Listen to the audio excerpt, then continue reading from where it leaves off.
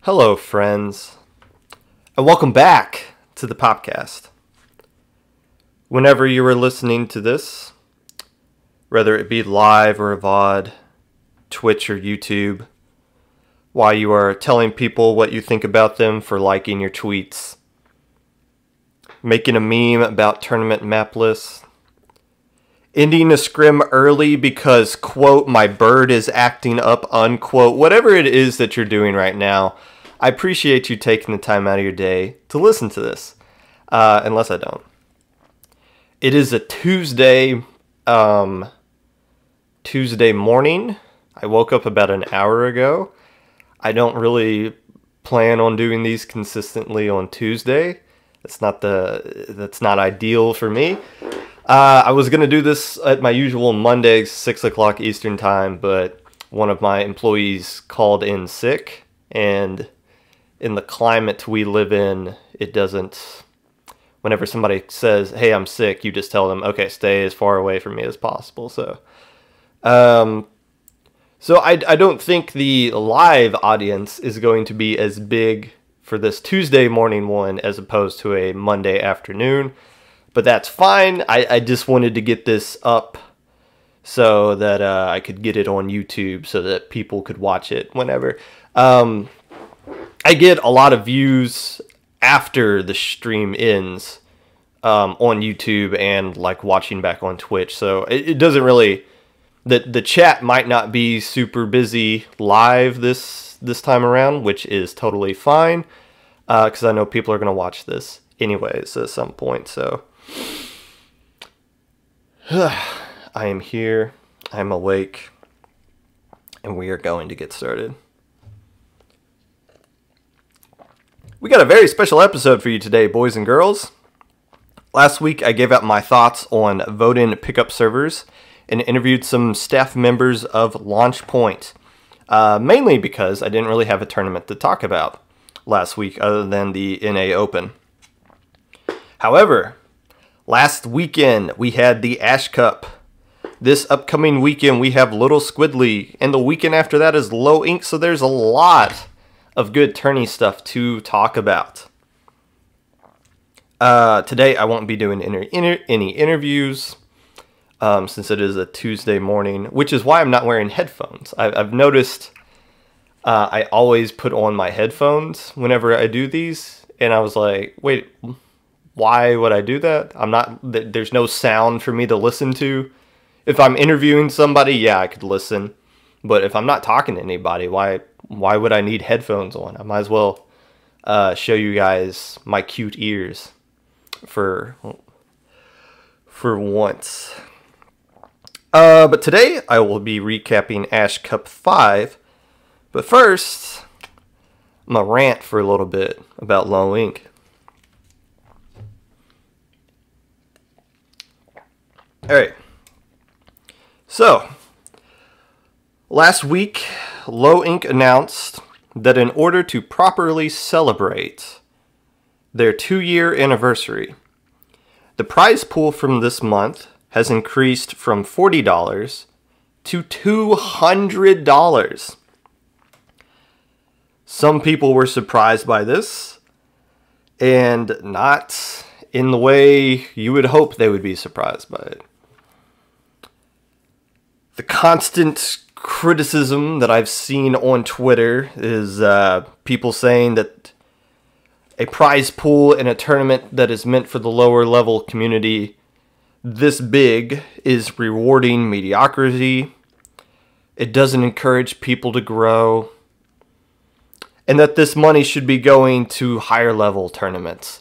Most of those were just 14-year-olds. So it's nice to see that we have 14-year-olds in this community that are willing to give financial advice to other people. That's amazing.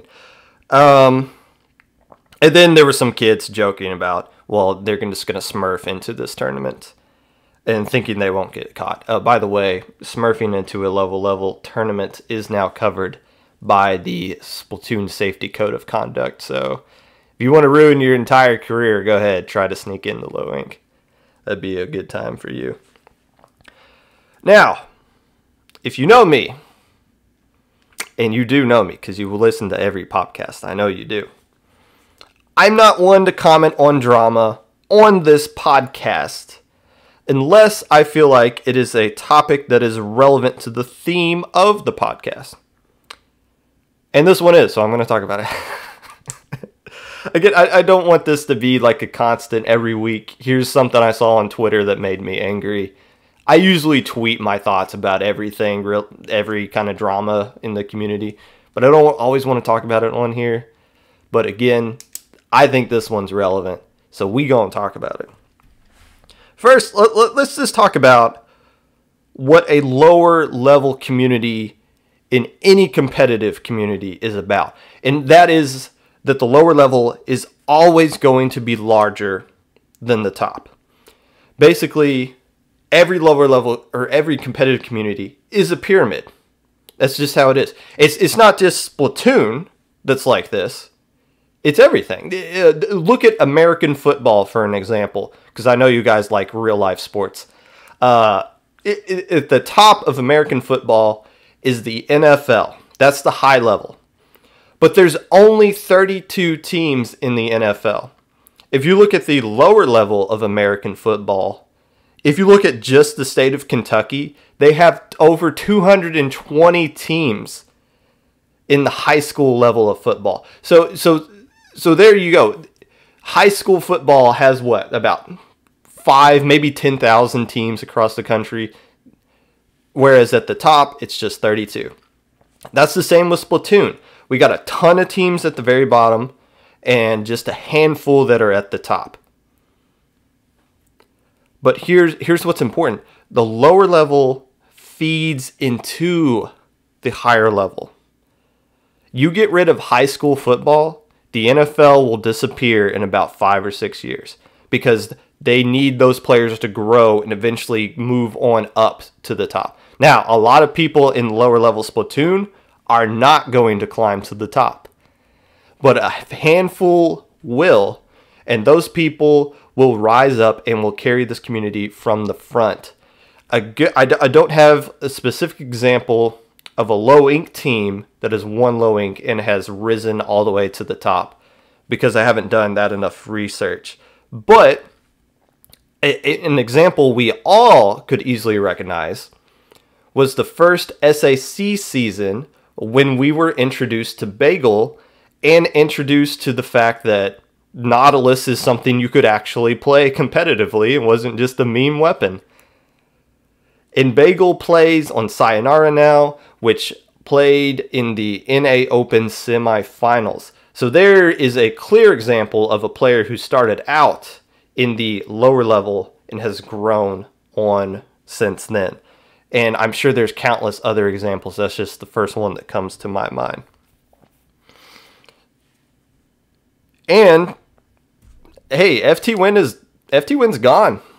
I mean, they're on a hiatus because of college, but who knows if we're going to see these guys come back or not.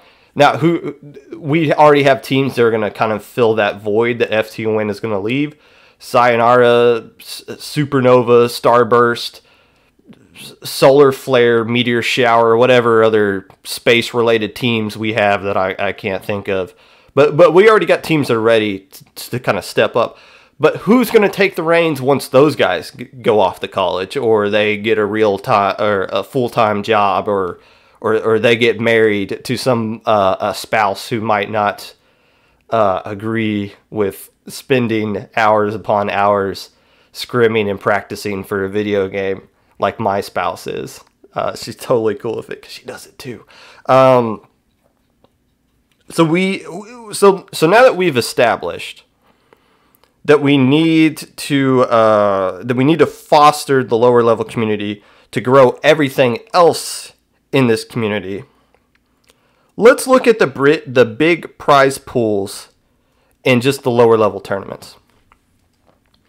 First off, we have the Kraken Waltz, which was a 2v2 tourney last December, and it was for Div 3 and below, and the prize was, I think, $200 for each member of the winning team. So you only had two, so $200 for each person.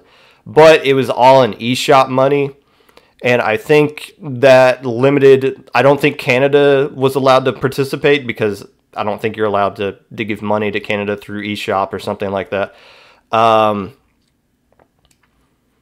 not bullying Avril. What? Or wait, did I bully Avril? I mean, I'm going to eventually when I talk about Clam Blitz at, yeah, as you mentioned, Black Belly Clams. But I haven't bullied Avril yet. Don't come at me for that. So we had the Kraken Waltz. The other big tournament in the lower level community that has a prize pool of note is the upcoming Low Ink next weekend. That's $200. That's it. That's it. Those two tournaments, and that's it. Now there might be some like blatantly obvious tournament that I'm missing that had like $1,000 prize pool or something like that, but I'm pretty sure it's just the Kraken Waltz and the upcoming Low Ink tournament. And by the way, last December when the Kraken Waltz got announced, it was met with the same kind of poo-poo on Twitter of people throwing hissy fits about it. I don't understand why. Well, I do understand why. That's why I'm ranting about it. But this isn't the first time we've seen people being upset about something like this. Now, let's look at some other open invite tourneys, because since this money can't go to the lower level, it needs to go somewhere else. Let's look at where these other open invite tourneys are getting, what kind of prize pools these guys have. And these are just the ones I've found. These are not all of the ones, but these are just a few that I found. GSN Cabin Fever had a $500 starting prize pool. Inkstorm 8, $500 starting prize pool. GSM Grand Prix Pro Tier had a $580 total prize pool that got split between first and second place and an art prize. The Midway Bi-Weekly, that was $100. Swim or Sink Weekly. That tournament name needs to change because there's no way I can say it correctly. That's $100 every week. The Camp Wanneldy Cup. This was a one-off tournament. $200. And then several other tourneys that I couldn't find info on, but I know had a prize pool. Ludi had one for, I think, just Div X. SAC had one for Grand Finals. Obviously, Pay to Splat. The Crown. Major lands like Genesis and Smash and Splash. And this doesn't include the NA Opens last year that offered a trip to PAX and a trip to Japan, which didn't happen because of a tsunami, but still. Now, while these are, it's great that we have these. In all honesty, is it where we would like to see these numbers at as a community? No, of course not. But keep this in mind. This isn't sponsorship money that these tournaments are handing out here. This money is coming directly from the community. And all those prize pools that I mentioned didn't include the donations because I couldn't find that exact information. But there are, the prize money is fed by entry fees, donations, and most of the time, straight out of the TO's own pockets. You want to see more sponsorships in these in Splatoon? I do too. Cool. But you need the lower level community to keep growing first. And we need a lot of solid TOs to keep tourneys around. And that is our major problem right now. TOs are volunteers. They're not getting paid. And we do not appreciate them at all. We just don't. Now, this isn't me meant to be saying, oh, boo-hoo for the poor TOs. It might come across as that, though. But that's not my intent. TOs know what they are signing up for. They realize they're going to get some criticism. And they need to be able to handle criticism. If somebody's doing something wrong in a tournament, it needs to be pointed out. We can't just be like, oh, I like this tourney, and I don't want to hurt this person's feelings. No, like if something's wrong, there's a feedback channel for a reason, and people need to use the feedback channel. The problem, though, is that we make fun of, we meme, and we just flat out attack TOs when something goes wrong, right? And then we wonder why tourneys don't last. Look at what happened last week. Look at what happened last week with Swim or Sink 1. Now, were the maps awful? Yes, yes. Was Grand Finals a disaster? Yes. Did it last way too long? Oh my God, yes. Did all that stuff get fixed overnight? Yes, it did. You look at just the map list that got put out for the next tournament on Wednesday. You can tell just by that this tournament's going to be quicker. The maps are going to be better. Those two things alone you can gauge just from the map list coming out. So the criticism that was given to SOS 1 last weekend was heard and will be used to make the tournament better. So that's a great thing. The problem is the criticism was way over the top, and it wasn't given in like a, hey, cool tournament. There were a lot of issues though. This. We'll be back next week. No, it was... There were so many memes, over the top, spiteful, hurtful, humiliating comments made across the entire community. The team that won, the captain of that team tweeted out, "This is the worst tourney I've ever played in my entire life." That is so damning to a tournament for somebody to say something like that. Somebody with that kind of high of clout. And again, if you're a good player in this community, you have more of a voice than anybody else. Certainly more of a voice than I do. That, again, that's not limited to Splatoon.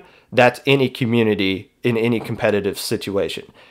When LeBron James says something on social issues, you pay attention to it. You might not know anything about basketball, but you will pay attention if LeBron James says something, just because of how high up he is. That's why whenever somebody wins an Oscar, they got to make some sort of statement on a political issue, because they're good at something, so we assume that we need to hear everything else they have to say, and we give them that clout, basically. But when the criticism is that severe, Dr. Prodigy made a video, a meme video that I thought was absolutely hilarious, and I laughed at it. But if I was a TO of the tournament and I saw that, I'll be honest, that might like make me think, why am I doing this? Like, why am I putting myself through this kind of stress and humiliation if this is the response I'm going to get? That is going to chase off more TOs. It's going to get rid of more tournaments.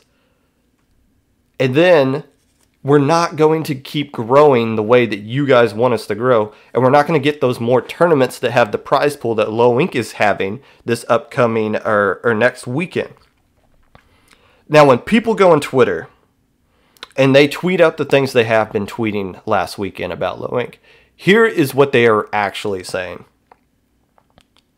I'm jealous because I want a tourney that caters to me. And that's a good thing. That is a good thing. If you're too good for Low Ink, you should want a monthly tournament that has a high prize pool that you could win at like a mid-level kind of thing. Because we don't really have anything like that. And it would be really cool if we had something like that. So that once you're too good for Low Ink, you can move on and get something like that. Here's the problem though. That's not Low Ink's fault! You want a tourney for your skill level that is a big cash prize, then you need to let a tourney grow for a little bit. Low Ink is celebrating its 2-year anniversary. That's why it's gotten to the point to where you can give out $200.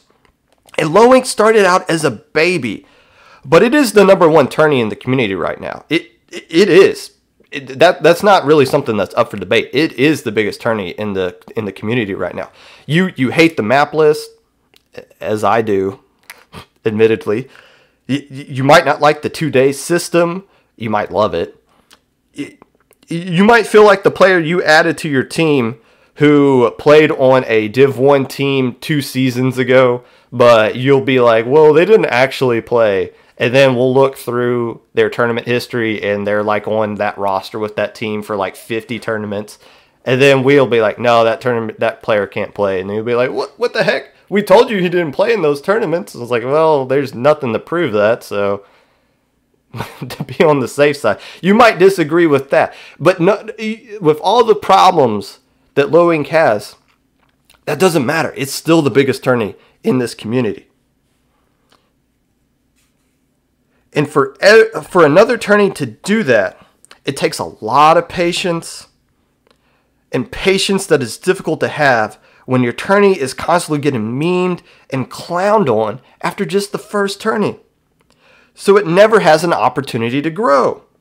These same people who tweet out their jealousy for the lower level tourneys having a prize pool are the same people that will tweet out, there are no tourneys, this community is dead.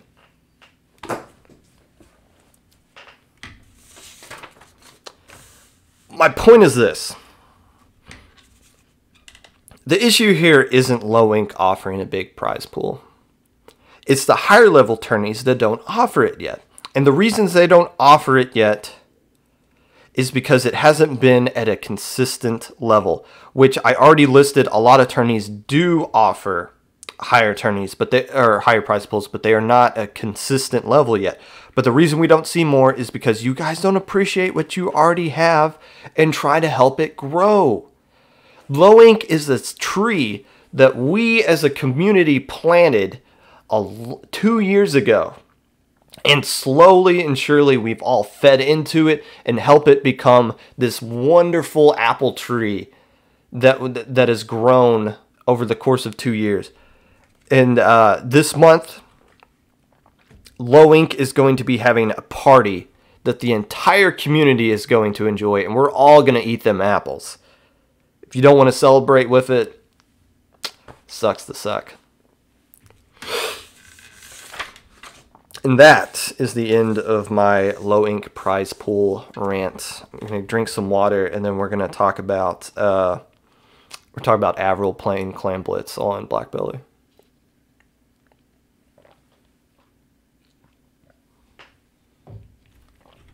Oh, Xanadu's bullying you in the chat. All they said was LOL. you bullied them a little bit on Saturday too, so don't act like you don't have it coming.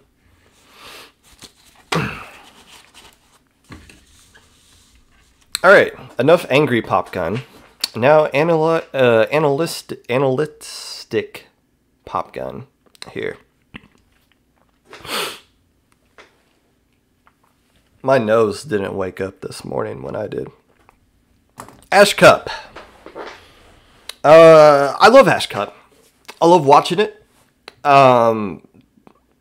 It was a group stage tournament, which has its ups and downs. I love seeing group stage tournaments in the lower level because while Swiss is probably the best for fostering growth within a bunch of teams that are not really that good at this point, if every tourney did Swiss, it'd be extremely boring and repetitive and annoying.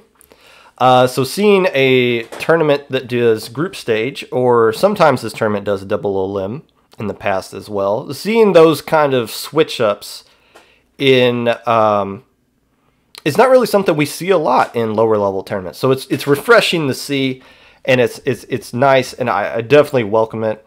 It does cause some more work on a TO's part. Not only do you have to verify every player that signs up for your tournament, now you have to actually seed them.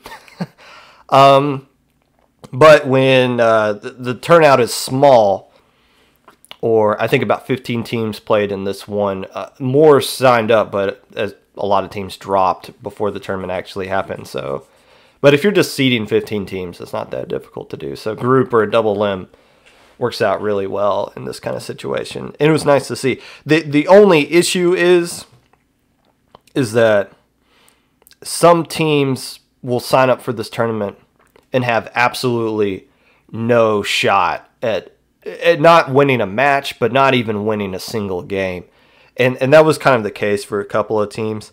Now, on the flip side, I mean, this is competitive Splatoon. Sorry, sweetheart. If you don't win a game, you don't win a game. There's no participation trophy here. And there's no orange slices after the game that your mom's giving you. If you suck, you suck. Sorry. But with a tournament like Swiss, it's more convenient to a team like that because they're not going to just get put into a group and be like, hey, here's a bunch of teams you can't beat. Have fun. You're going to lose to those teams, but then you'll eventually get to some teams around your skill level in rounds 4 through 6, and then you'll actually get to enjoy the tournament. Maybe get some wins and get your way up to Gamma Bracket. There's something for you to play for. Whereas some of these other teams, and I'm not going to just mention them, but some of these teams signed up and it's like they had no shot. There was no way they were going to walk away from this tourney feeling satisfied. And that might scare off some teams. But there is still, even if you sign up for a tournament and you don't win a single game, there's still something to take away from that. Especially if you recorded and you did VOD reviews, that can be helpful. But to me, that is one of the drawbacks to group stage and double elim in the lower level tourney. And don't get me wrong, I'm not griping. I'm just saying that is one of the reasons why Low Inc does Swiss consistently, is to kind of help out some of those other teams. And again, I'm glad that we don't see Swiss in every tournament. That'd suck. The group stage itself only lasted an hour and a half. So it started at 1 o'clock my time, and 2:30 we were already in Top Cut. That's awesome. That is awesome. We're smoothing right along. I think the tourney itself lasted 2 or 4 hours total. Maybe 4.5. The Twitch VOD is like 4.5 hours, but that's a lot of that is just like people waiting to do counter picks. And yes, another interesting thing about this tournament, in Top Cut, you could do counter picks, which is awesome. That is really cool. We don't see that in any tournament other than like Top Cut of these of the upper echelon tournaments or in Speed Ladder. Counter pick in this tournament, wow, I really like to see it. can be a double-edged sword. For one thing, it's good because you can't be criticized for your maps because you're not the one who picked them. The other team is. Now, you can be criticized for having bad maps that are selectable. But at the end of the day, the other team gets to kind of use more strategy. And it's cool to see a more in-depth version of strategy that teams can use by using counterpick system. A problem is some teams in the lower level community aren't very good at counterpicks. There are, from the counterpicks that I saw, and the only ones you could see were the ones on stream, some of them were really brilliant. But I remember last Ash Cup, Supa versus Saxophone Ducks. Game 7, winner takes the entire tournament. And CP picked a map and mode that just highlighted every weakness that they had and highlighted every strength that Saxophone Duck had. And it was probably the worst counter pick of all time. And it only makes sense that it comes from the lower level community. So it kind of gives teams who don't know what they're doing an opportunity to shoot themselves in the foot and lose a tournament that they have no business losing. I don't think that was the case in this tournament. I think some of the counter picks were good. I'm not going to go over and grade every single counter pick, but again, my point is the fact that it exists in this tournament is awesome and refreshing. It really helps make Ash Cup unique amongst all the other tournaments that happen here.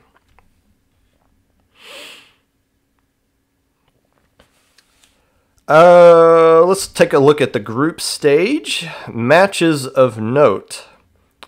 Eurobeats beat Aloptic 3-0. That is, I guess that's not a surprising score. Aloptic is a good team. Has made alpha bracket in low ink before 2 months ago.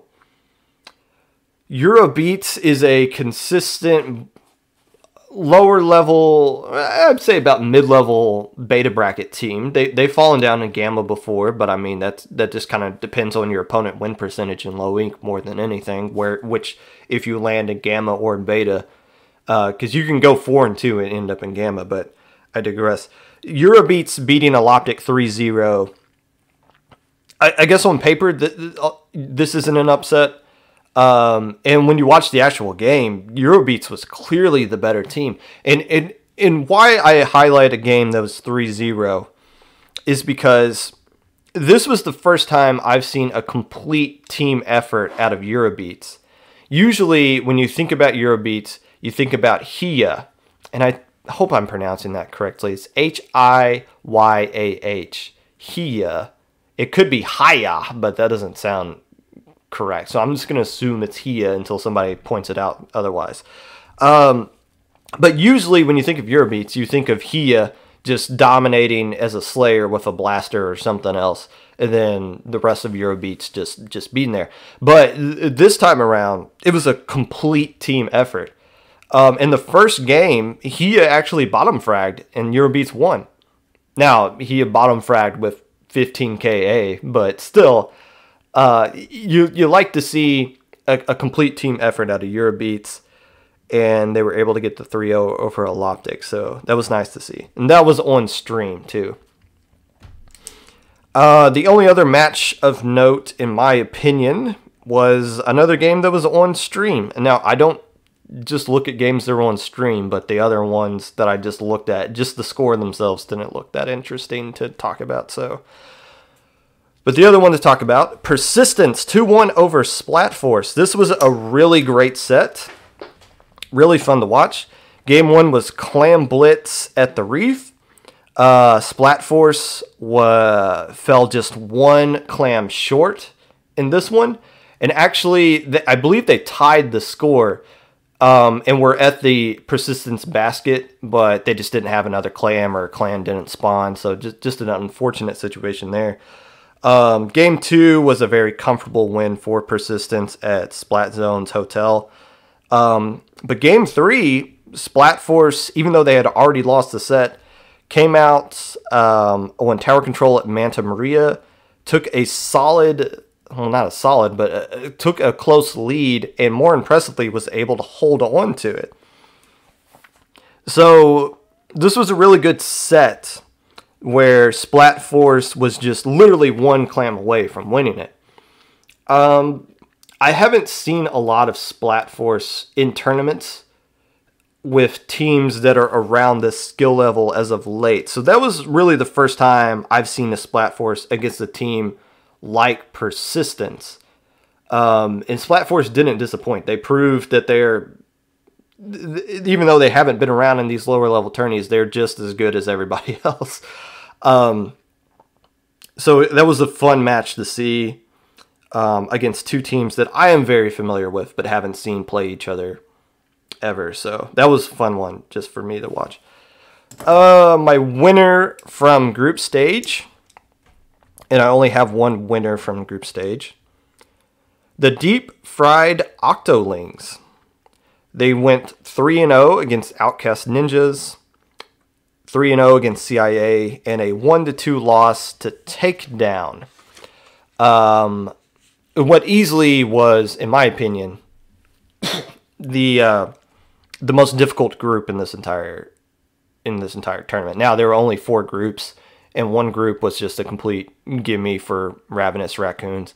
But the other two, if you look at the other two, the only one that was really good from top to bottom was the group that Deep Fried Octolings, the Deep Fried Octolings finished 2-1 in, and took a game off the team that finished in second place in Takedown.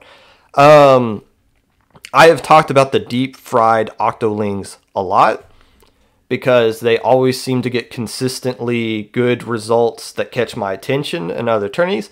I've never seen them on stream. I don't know anybody who plays for them. I've never seen a VOD of them before. But if you just look how they play up against other teams, they seem to be decently good. If they play in Little Squid League this upcoming weekend, I think they're definitely a contender to win it, just based off of results that I've seen against other teams. I'm going to lose my voice before this is over. And we haven't seen them on stream yet, but if they keep playing the way they are, eventually they're going to get to a point to where they're playing in a game to where they have to be on stream, like a semifinals or a grand finals or something like that. So if they sign up for Little Squid League, I think they'll definitely do good enough to where they'll force themselves onto stream, and then we'll see how good these guys actually are. But winner from the group stage, the Deep Fried Octoling.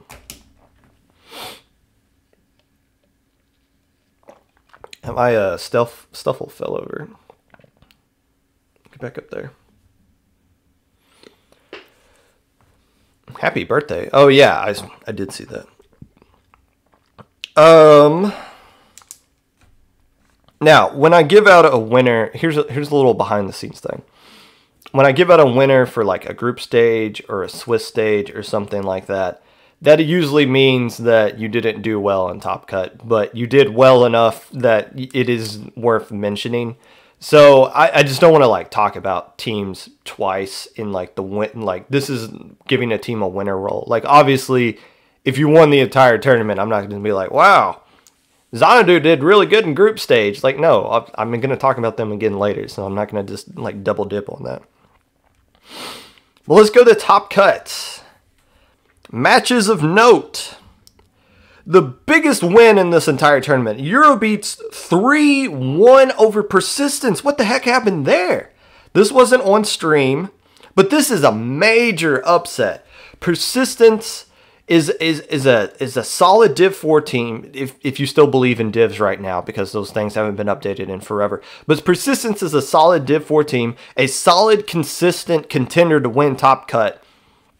And a team on paper that has no business losing to Eurobeats. But if you watched how Eurobeats played throughout this entire tournament, it might not be that big of an upset anymore. It looked like Eurobeats is just a better team now. But still, that result really surprised me. It's easily the biggest win of this entire tournament. So And this isn't me trying to, again, I kind of talked about last week, I'm not trying to be negative towards other teams, but if a team does get a big upset, I am going to highlight it. This is meant to be a wow for Eurobeats instead of a what happened here with persistence. But congratulations, Eurobeats, on that win in round 1. Again, think about it. There's a counter pick system here. So Eurobeats had to win what? If you win the first game and then you lose one and then you get to win on a counter pick. So they had to win at some point on whatever Persistence's best map and mode is. Maybe it had to win twice based on who won the first game. So Eurobeats took the best shot from Persistence and beat them 3-1. Very impressive. I would like to see that match so I could talk about it more, but just the result itself, very impressive. Xanadu versus Splatforce, game 1, or in round 1, I should say. Now, Eurobeats Persistence, best win of the tournament. Xanadu Splatforce, best match of the tournament, by far. And I'm pretty sure Xanadu would agree, since this is the only team that actually took games off of them. Game 1, Rainmaker at Piranha Pit. Usually in a counter pick system, you see game 1 be like a random, either like here's 9 Splat Zones map, let the game decide which one it is, or here's a pretty neutral Splat Zone map and go off of it. It's usually not something like Rainmaker, Piranha Pit, but then again, I work for Low Ink, so I have no excuse to complain about another attorney's map list, so I'm going to shut up now. But regardless, Splatforce won that game. The counter picks each team used, I thought, were really smart and really good, that played to the strengths of what they wanted to do. Xanadu did tower control at Skipper Pavilion. I don't know why. That's just the map they like to use. I think I've seen them counter pick Skipper in the last Ash Cup as well. And they won that game. Splatforce responded with Splat Zones at Art Academy. Probably the community's #1 map and mode combo. I've heard people say it's the most balanced map in the entire game. But more importantly, it's Avril's best map in the entire game. And it really showed here. Avril just absolutely feasted on Xanadu in this game. She did top frag, or at least she did in some game. I'm pretty sure she did top frag in this game.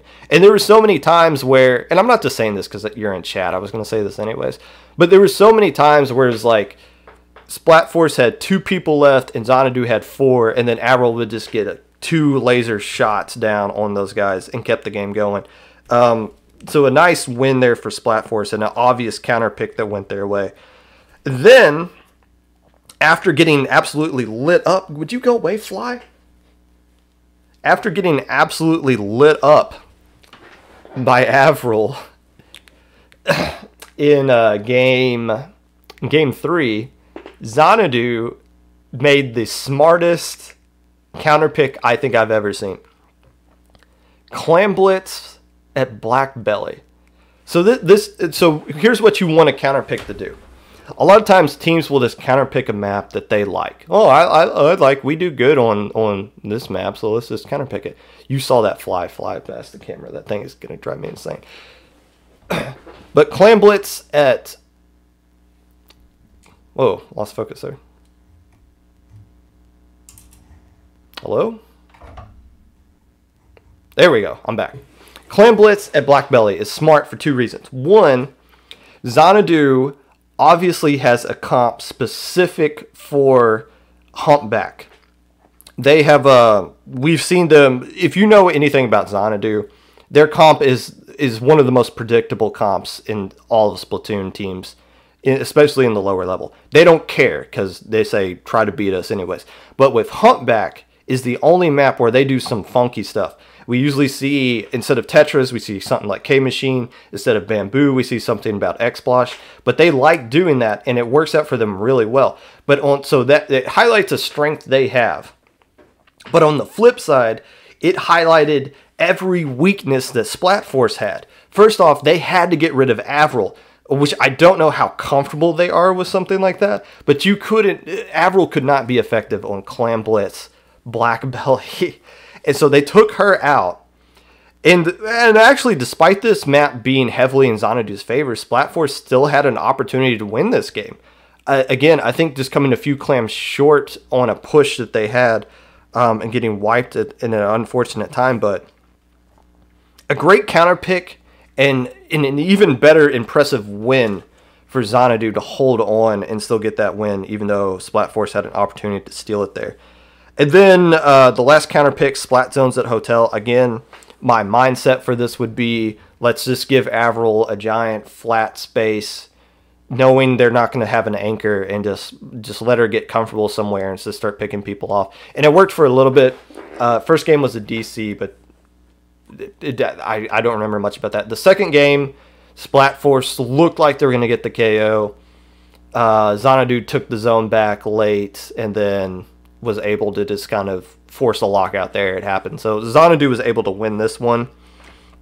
Again, 3-2. Easily the best set of the entire tournament. An impressive... and one of the smartest sets that I saw of this tournament as well. So that was really nice to see that one. The other match of note, Takedown versus Eurobeats. I keep talking about Eurobeats because these guys had a fantastic tournament. Takedown won this one 3-2. And Eurobeats was actually up 2-1 in this set. So they were one game away from winning.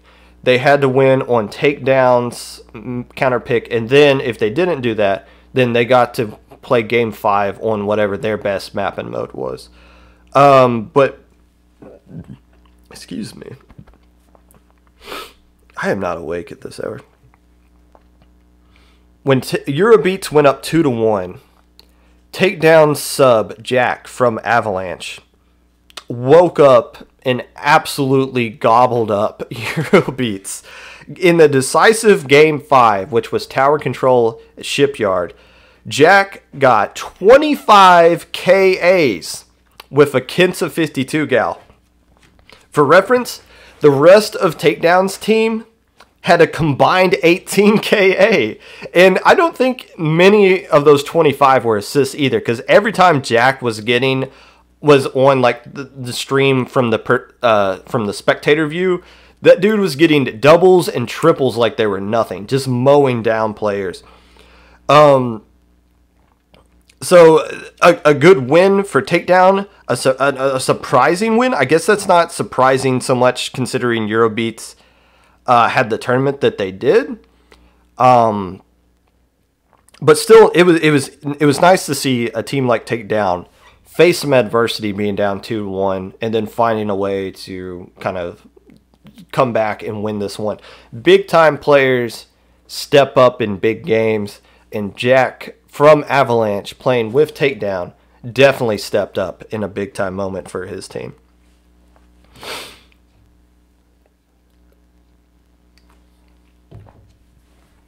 My winners from Top Cut. This is a nasty Popcast episode. My goodness. It's allergy season, I guess. Winners from Top Cut. Eurobeats. I guess you guys saw this one coming. Here's what's interesting about Eurobeats. This is the same exact roster that tied for 7th in beta bracket in August of Low Inc. And they finished 3rd in this tourney. So it's not like they added a new player or had a sub or something like that. No, they played straight up with the same roster and just played much better than they've ever played in their entire lives. This has to be their best tourney result. And that's not to talk down to Eurobeats, but finishing 3rd and playing as well as they did against the teams they played against.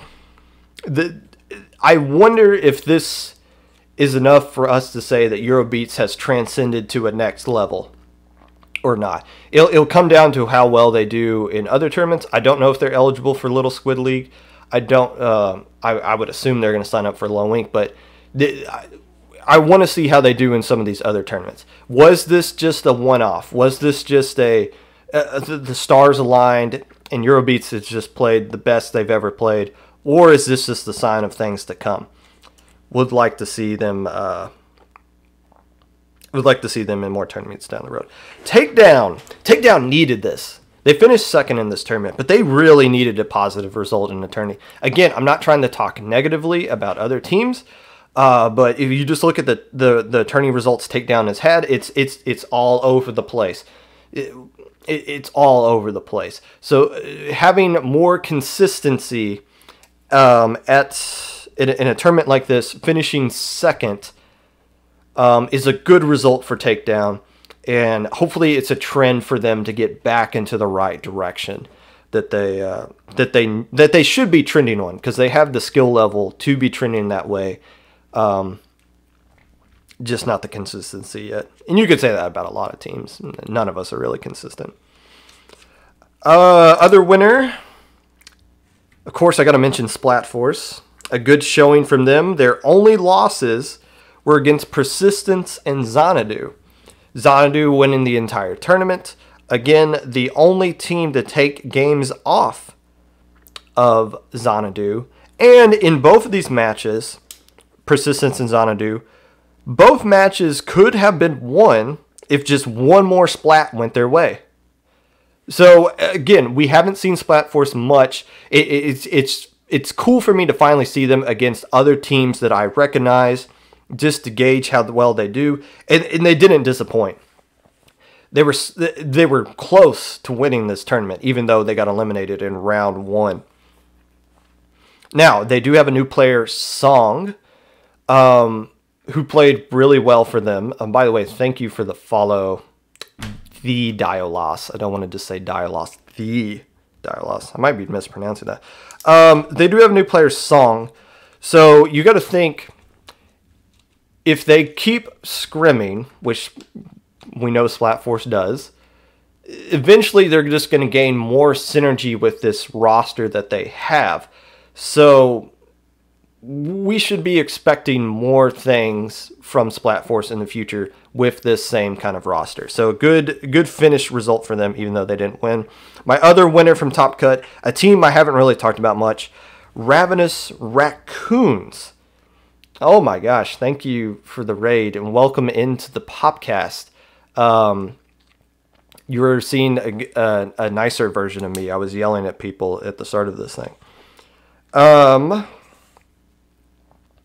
But we haven't got to see a lot about Ravenous Raccoons. They did make Top Cut in Low Ink, and they did finish fourth in this tournament.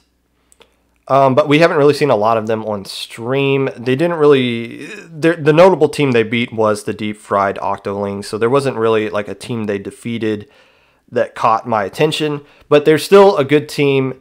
We just need to see more of them, and they do deserve to be mentioned at some point, even if we don't have a lot of info about them.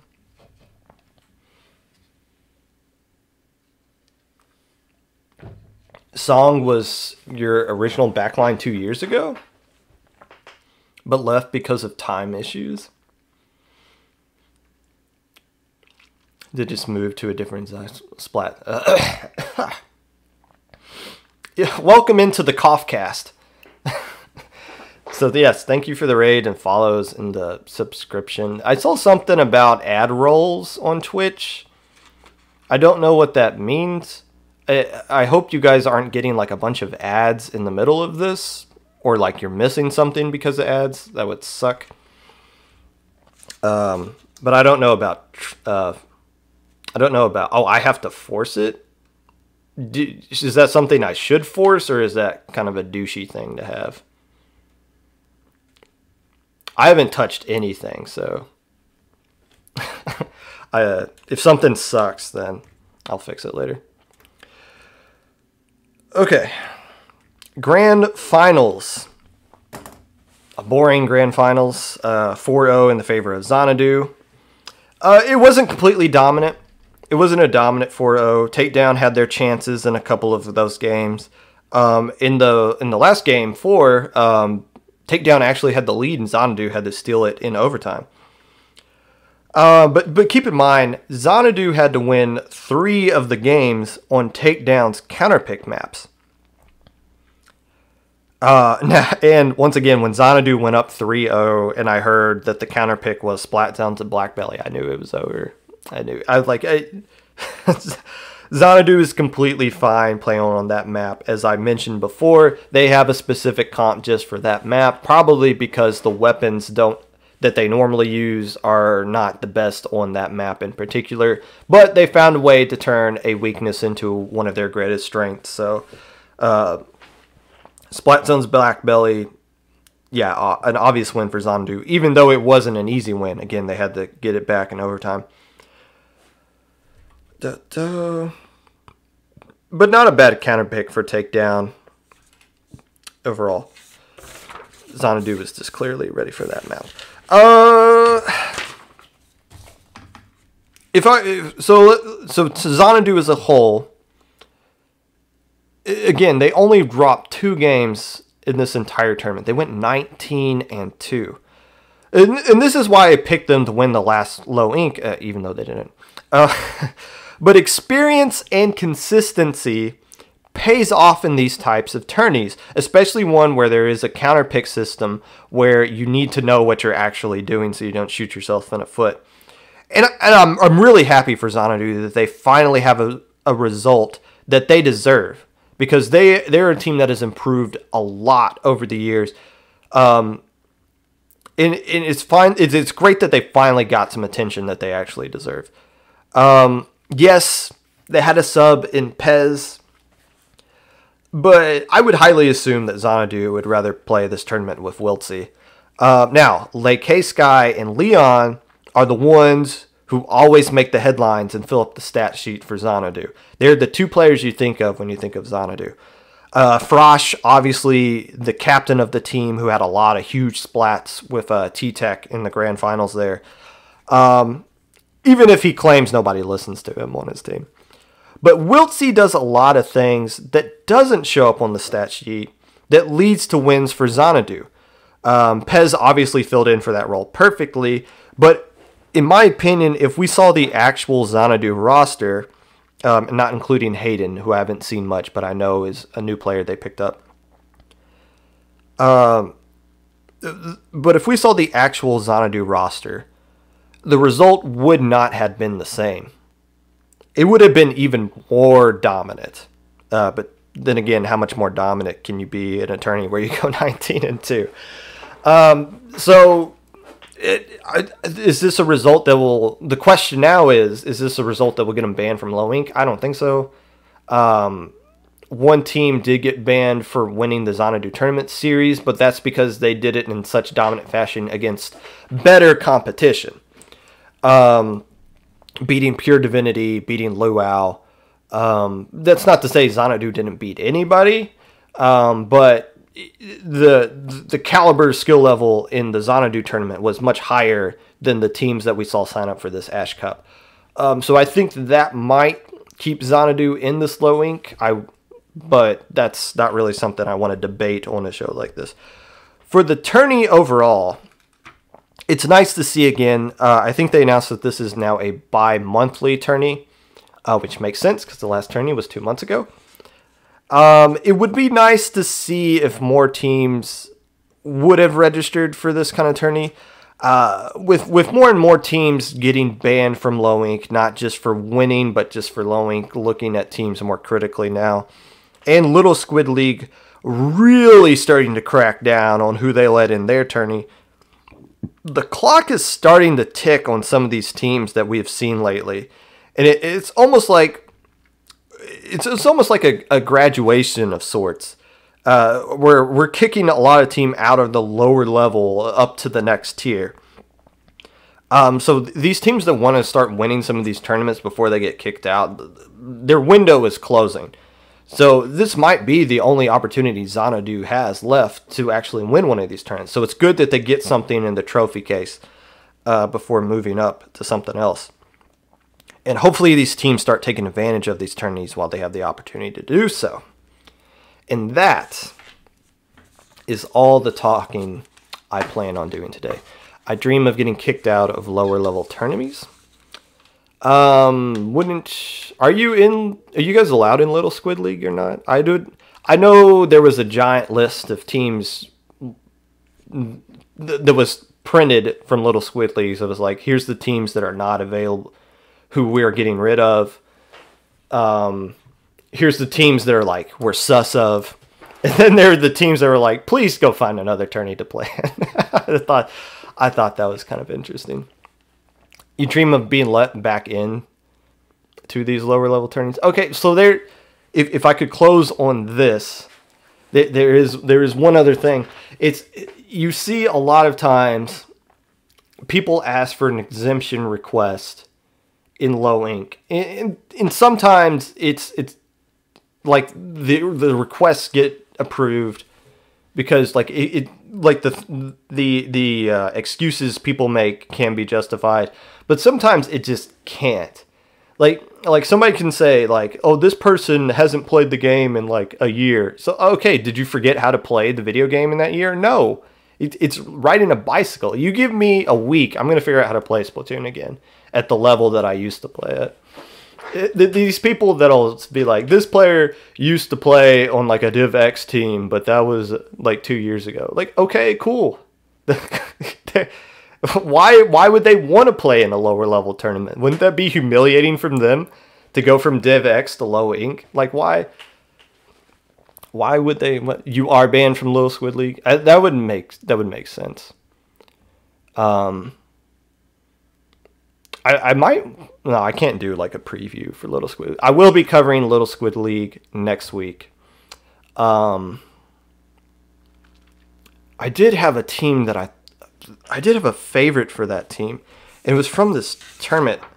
It might be Eurobeats, honestly, if they're allowed to play. And Eurobeats, Deep Fried Octolinks would be good teams. I'm not okay. I need to stop rambling. Thank you for watching the Popcast. I'm not going to save my VODs on Twitch anymore because I forgot to do it for a couple of them, so I'm just going to say screw it. But every VOD of every episode of the Popcast is going to be up on YouTube, and already is on YouTube.